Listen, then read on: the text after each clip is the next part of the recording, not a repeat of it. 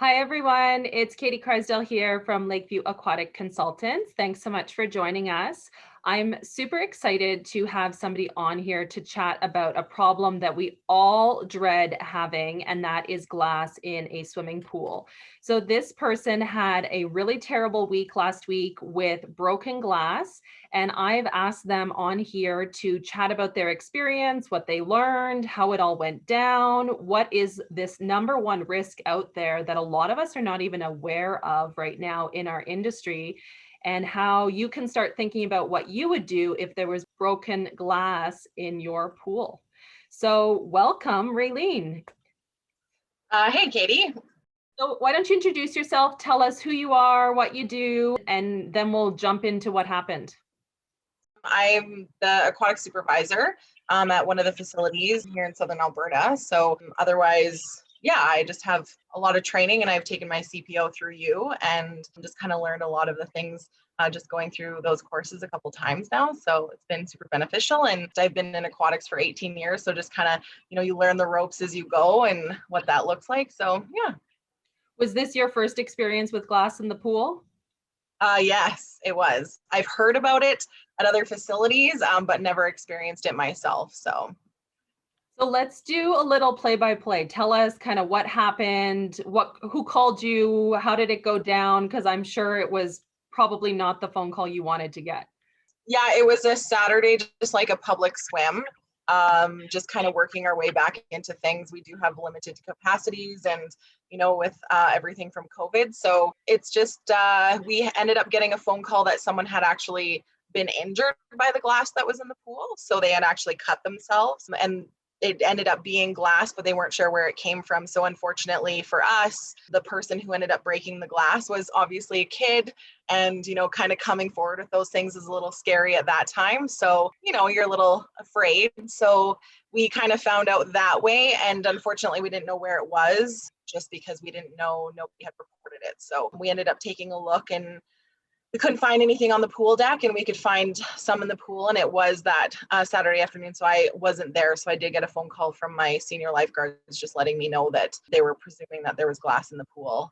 They ended up finding the mask in the garbage can, which was what let them know that there was actually going to be glass in the pool. So So let's chat a little bit about these masks. Those of you watching this video might not be aware of this new style of scuba glass. This is not a real scuba mask. This is a product you can buy at Walmart, at Canadian Tire. I got this one yesterday for $15.99, and it's a big, mask that covers the nose, but a lot of people don't realize it's glass.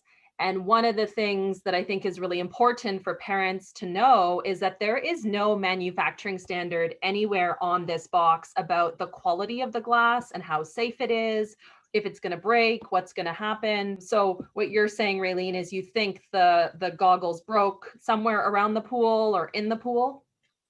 we ended up tracking down the kid who ended up breaking them, and yeah, he went to go toss them on the edge, and they ended up hitting the railing to the stairs, and that was what kind of caused the fracture and caused them to actually shatter because they fell back into the pool. And unfortunately it also caused him to get cut because he was trying to sweep the glass away, just trying to clean it up himself. So and that was where he also got injured, and it was the last 5 minutes of the swim, so luckily it was quite quiet at that point. So otherwise it could have been a bigger deal. We were able to see the glass in the pool, but it was incredibly hard. Like, you really, really had to focus. And even then, the small chunks that we did see, you couldn't even compare it to when we drained the pool, the amount that was actually spread across the shallow end, and that had been continued moving just because we hadn't turned off the circulation because we didn't know when it happened. So the traveling of the glass was actually a huge piece of it. Well, so let's unpack what you were saying a little bit. Your pool, your shallow end is maybe what, one meter, one and a bit? How deep? Yeah, it's just over 1 meter deep. The kid cuts his hand or his foot on the glass, and eventually it's discovered that there's glass in the pool. But what you're saying, if I'm understanding, is that you really couldn't see it from the lifeguard deck level, but you knew it was in there because somebody had cut themselves. Yeah, we could see a couple chunks, but it was like you were very, very focused, and it took quite a bit of time, and you could only basically see it on the black lines. you Right. could see a little bit of it, but I took photos of, you know, what it looked like when there was water in the pool versus when we drained it. And it was actually like the piles of glass that you couldn't see that you would assume that you could see. And there was, I know the tempered glass is meant to kind of shatter, but Mhm. there were still even some big chunks that were still stuck together that were quite sharp and pointy. So Well, and I'm so glad you brought up the issue of tempered glass because I was speaking with a scuba instructor I know and asking about these goggles, right? Because what does tempered glass mean? And he was saying that tempered glass is a really broad term. And so if the product, like if the glass is not made to the right standard, it's not necessarily going to shatter in those safe pieces, like you said. And the more I look at this particular unit, there's nothing on here about a certain manufacturing standard or a safety standard. It's just a company making a product. So I'm totally unsurprised that it would have been sharp and pointy and not the chips that we associate with like windshields breaking, right? That are very intentionally safe, stubby pieces. I know a lot of facilities try and kind of take that easy way out because they can assume they can get all of it with a vacuum, you know, or even if some go through your filter, it's not worth it for your staff or for the patrons to even have that. And there's still, even with us draining, there's still always a possibility that there could still be some in the grout lines and those things. So it's really important that I think people drain. And I know it costs a lot of money and a lot of time, but you know, that the whole piece around being negligent in aquatics is really important to keep at the front of your mind there. So Absolutely. I completely agree. So walk us through the steps. You've determined there's glass in the pool. You've notified whomever you need to notify. Did you immediately know you wanted to drain, or was there a thought process like you started to say about, you know, what should we do? yeah, I think for everyone it's kind of scary when you initially have that thought that there's glass in the pool, and you know your mind instantly runs through to like, you know, is there an alternative here? Like, can we make this easier or less invasive? And because you know what you should do, so you try and think your way through those things. And it I got a phone call at about 4 o'clock. I wasn't in town, so by the time I came back, I had made some phone calls and we had started having these conversations. Luckily, you know, I've been able to work kind of closer with my director lately, so having the conversation around glass. So the moment that I contacted them, they knew. They were like, "So we have to drain," and I was like, "Yep, it is what it is," and I don't want to risk it. So we had initiated draining by 6 p.m. that night and got it going right away. And by the time, you know, we had the shallow end drain in the morning, I can't even explain how you don't know how much it's going to travel and you don't realize actually how much is in there, because it was still even shocking to me. And how many little pebbles of the glass that we had, to Mhm. see how many there was still actually left in the pool was insane. It's not even worth it. Well, and for context, those people who are wondering what Raylene's saying, I have heard many times as a consultant, as a certified pool operator instructor, people saying, well, just find all the pieces, put it back together like a puzzle. And if you've got most of it, then you're probably fine. And so it sounds like what you're saying, Raylene, is that there was still a ton in the pool. You know, the normal procedure is that you need to shut off your circulation right away. And unfortunately, I think even in those 1 or 2 minutes that you don't, the amount that glass can still float and travel across your pool, you don't even know. It had happened on one side of our pool and we found it all the way on the other side. Yeah, it's something that you have to do. We didn't really have a choice. I actually don't, now that I look back on it, I don't think that there was another option. Well, and I think, like you said, the child probably felt terrible about the broken goggles. They tried to scoop up the little pieces. They didn't initially report what had happened, as most children or teenagers would. And the same thing goes with fecal contamination, as you know. People are embarrassed. It takes them 5, 10, 15 minutes to go get showered and changed, and then maybe tell a lifeguard on their way out. And who knows, like you said, it's so lucky that it was the end of the swim, or else you would have had loads of people with injuries. Yep. Yeah, it was it happened fast. Um, but I think it's imperative that people start having the conversations more too, because I think, you know, I heard that it had happened recently in another small community around us. So even just the education piece around these goggles haven't really been a lot around. So that's something I know we're putting emphasis on. And we just recently redid our signage at our facility, and we actually put it on our signs. But then again, how many people actually stop and read those signs prior to going in, right? So it's, we're getting a couple A-frames made that are big pieces, because we've pulled out over 12 masks since that incident, and people just don't realize. And, we've had some conversations where even some people are like, well, tempered glass, it's, the amount of pressure to break it is almost impossible. So that you get that kind of argument there. But for us, it's not even a question. There's no masks. We've started checking every mask, which we already did, but those ones always slip by you. And especially coming out of COVID and not being around, trying to remember all of those rules that you try to enforce as guards, there's a lot of them. So it's bound to happen, but we can try our best and just continue educating. So I know we're using our Facebook page lots to educate, but otherwise I think more facilities need to get on top of it and put more education out there. Well, I think, like you said, it's really hard because from a distance, this could be plastic. There's some really high quality plastics, right? There is this style available in plastic. And I wasn't even fully attuned to how many of these are out there until I'd spoken with you. And then I remembered a couple of years ago, there was a similar instance I had heard of. But really, I keep harping on the quality of the glass. I'll do some more digging and maybe put it in one of our upcoming newsletters. But the engineer I was speaking to, he was explaining that if it's not a proper standard of temper, doesn't matter. That's just you calling something, it's not going to make it any safer, right? It could rupture at depth. So what's to prevent one of these kids who buys this $15 pair of goggles from going down, in a deep, deep pool and something happens, right? And that would be a terrible injury, right? So for parents to really understand, scuba doesn't make it okay to have glass in the pool. This is a $15 item. We're not talking a $400 pair of scuba goggles for 30, 40, 50 meters under depth, right? Totally different price point for something like this. And just the amount of time and, as much as the safety of the staff and the safety of the patrons is always like our number one, it's still a huge loss to the community and also a huge cost. The ability to kind of like get on top of this and do those, preventative things prior in that education is going to save thousands and thousands of dollars and time.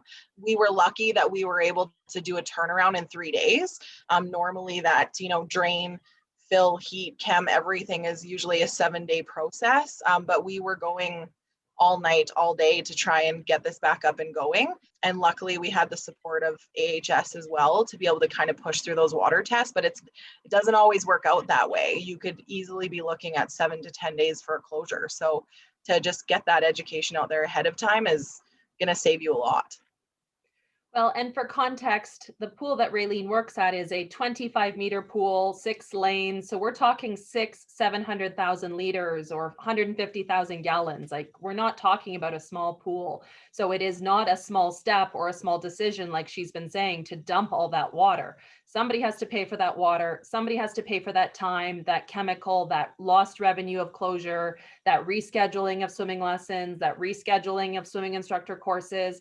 And of course, an unhappy community, given our COVID closures in Canada during the last year. Pools only recently reopened in Alberta in the last 2 months. And so many facilities hadn't even been open that long, right? And recently. And I think sometimes we also think that, well, the glass is in the deep end, the chance of somebody getting injured there is a lot less. But in all reality, it is a negligence piece. If somebody does get injured and we have report that we knew there was glass in the pool, I think that's also another huge part that people need to remember is, as operators of the pool, it's kind of said to us everywhere that it is our responsibility to ensure the safety. So. Well, and really, like you said, if the circulation had the glass floating up in the water, there's nothing to say it wouldn't cut an arm, a small child, get in someone's eye. I mean, people are really counting on the glass being heavy, sinking, being vacuumable, like you said, being easily identifiable, traveling to the corners or traveling into the drain. And it sounds like what you experienced, the glass was just everywhere. So how did you drained the water, then what was the next step you did? Because you saw there was glass in the dry basin. Yeah, we ended up going around and kind of fine-tooth combing, picking everything up that we could see. We ended up then, after scrubbing and rinsing the pool basin 5 times, just in that shallow end. We kind of did it as we were in the process of draining and kind of help speed that up too. And then we did the same thing in the deep end, but then we actually reversed our drains to kind of, if there's any sitting in those pipes, that we can push it back up again and then redrain again. So we did that a few times actually. And even just, I had reached out to yourself and then did some more research on what that looks like. And there is 90% of places say that you need to drain your pool. There is not really a way around. Don't throw in your vacuum. Don't do backwashes and let it go into your filters because it's just sitting in there now. So there's actually like a lot of information out there, but there isn't actually like a clear guideline on what to do. It's all just suggestive. But when it comes to that safety of things, so yeah, we actually rinsed out the bottom of the basin, reversed our pipes, and did that 3 or 4 times before we actually even considered refilling. Well, and like you said, to visualize for those of you listening to what Raelene said, the vault, like the box around the pipe that's below the drain cover, depending on the type of pool, there could be a really big drop. There could be some dead space where water goes down and things settle. Like you said, you don't want to go to all this trouble and then miss a spot where the glass could be trapped.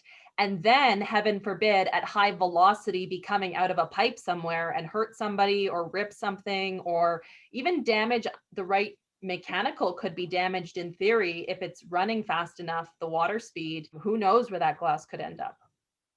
Yeah, it was a large procedure. And I think a lot of people just talk about vacuuming. I actually got questioned a lot on that, on why I didn't choose to vacuum. And it is something that you're going to be questioned on, especially when you're dumping that a large amount of money down the drain. Realistically, be expecting to have those questions come back. But at the same time, I think it's just, you have to have that confidence and assurance in your decision and know that you're doing the right thing. And I think that's where a lot of people hesitate, because you will get questioned, and a lot of people just don't understand what it looks like.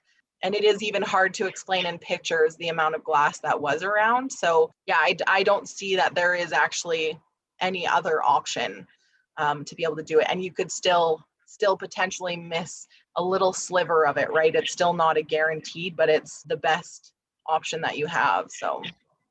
Well, and I liked what you said, Raelene, about thinking about, the duty of care we have as commercial pool operators. We invite people into our facilities to have a good time. They're mostly naked. There's lots of small children.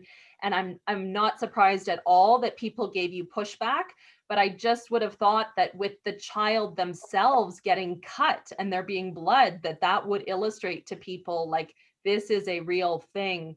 Because often when I hear about broken glass in the pool, there are no injuries. And so to me, that's like an immediate A, then B. So we must do C, right?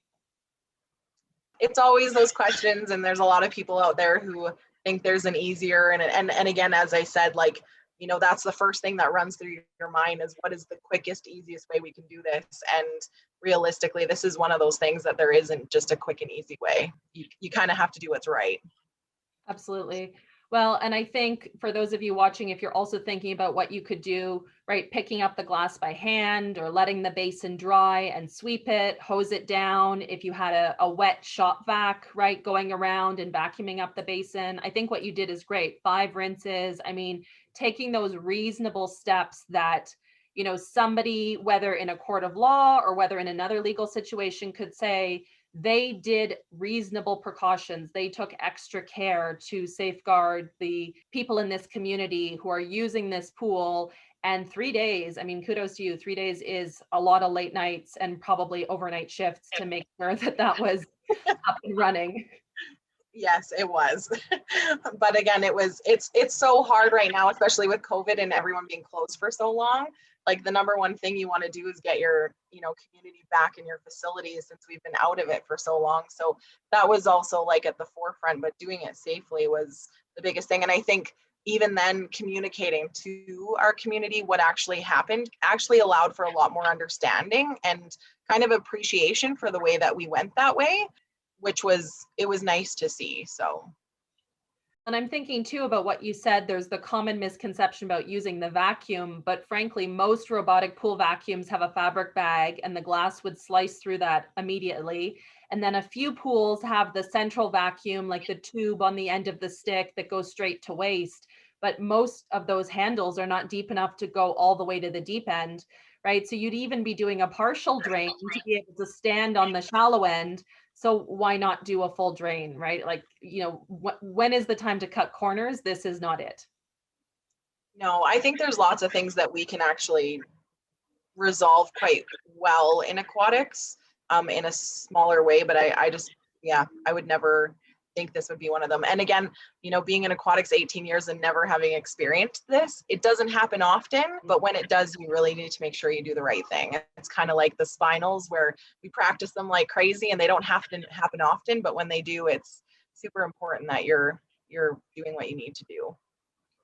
Well, and to your point, it's so interesting because I chatted with you a couple weeks ago when this happened, and I was teaching a certified pool operator course this week, and I happened to mention, oh, there was a community near me with glass in the pool. And one of my students said, yes, I have lived through that, and it sliced open the liner of our pool. So I think it's so interesting that some people might believe that the membrane or the vinyl, that it is durable enough, and yet it sounds like the glass that you guys were picking up, Raelene, was pretty sharp and pretty dangerous, right? Even after being in the water for a bit. Yeah, a lot of them were still pebbled, which did make it less, but at the same time there were some of those pieces that just held on together and were in pretty much like shard, like would easily go through somebody's foot, or as you said, a pool liner easily. There'd be no issues with that at all. So Yeah. Well, you've come to the other side, so you're now a pioneer, right? Because you're an expert in doing this. Hopefully it never happens again. Like you said, education is the biggest piece. And I think in our industry, there's so much we could be doing to educate about these, because I know my spouse works at a retailer and they sell these, and it's, parents, they don't go to the store expecting to buy something dangerous, right? They don't expect to have to think about, is my child going to get hurt using this? And most parents, they buy goggles for their kids, right? Because they think the kids are going to swim more. They're going to love putting their face in.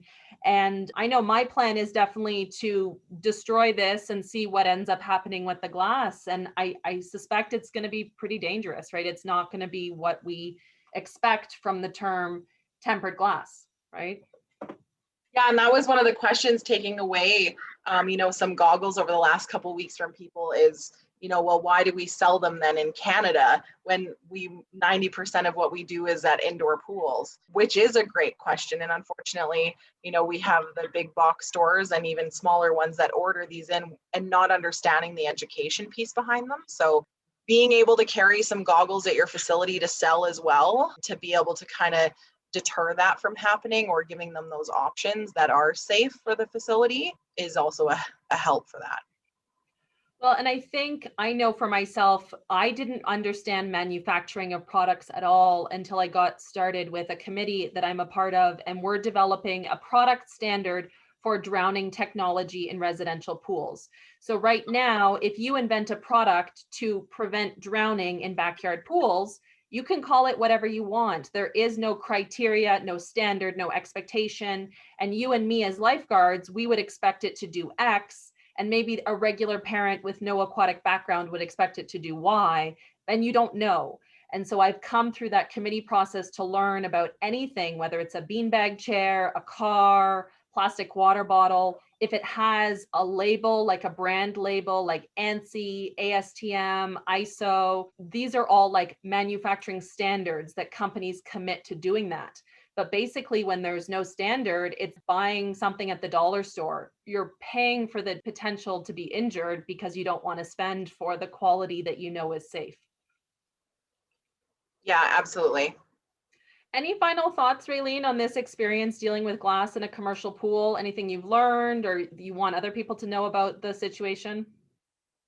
Education, I think that's the biggest thing, and especially for your lifeguards, educating them to check masks. It's not something that I think a lot of pools do, and being able to also, as you said, you can go and purchase a pair of that, educate them on what it looks like. We have signs in our change rooms that explains how patrons can also know whether their goggles are tempered glass or whether they're not, or just glass in general. I think that's the biggest piece, and a lot of times the lifeguards don't know that information either. So that one miss that you have can totally change what your weeks and your evenings look like for a few days. So education to your public and your lifeguards.